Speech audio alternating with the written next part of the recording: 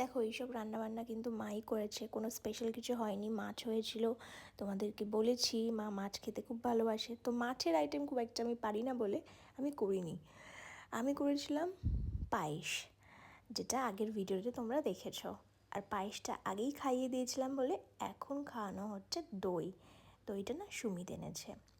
তো এই খাওয়ানোর পরে মাকে বলছিলাম তুমি ভাত দিয়ে কিছু একটা খাও, তা মা শুধু ক্যামেরার দিকে তাকাচ্ছিল। আর মায়ের ফেভারিট জিনিস যেটা শুক্তো খেতে খুব ভালোবাসে সেটা মা তুলে খাওয়া শুরু করলো।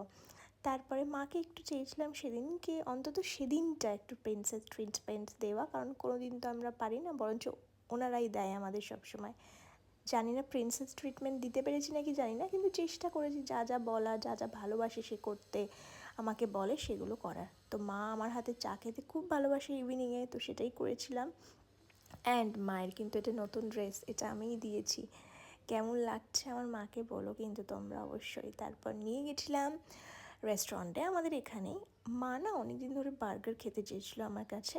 তো আমাদের এখানে যেহেতু কেএফসি নেই, তো যেটা আছে যেখানে আছে মানে এই রেস্টুরেন্টটায় পাওয়া যায়, বেশ ভালো ছিল বার্গারটা। তো মাকে সেটাই খাইয়েছিলাম। একদিন নয় কেএফসিতে নিয়ে যাব। আর মায়ের খুব ভালো লেগেছিলো বার্গারটা খেয়ে। আর সবটা খেতেও পারিনি, অনেকটা বড় ছিল বলে আমি তার মধ্যে খেয়েছি তার সাথে সাথে। আর ছিল চিকেন নুডলস। তারপর বাড়িতে আসলাম, এসে কেক কাটিং হলো। বাবা দাদা একটু দেরি করছিল বলে আমরা ওয়েট করছিলাম। আমাদের একটু ফিরতে ফিরতে লেট হয়েছে, ডিনারটা একদম করেই এসছিলাম।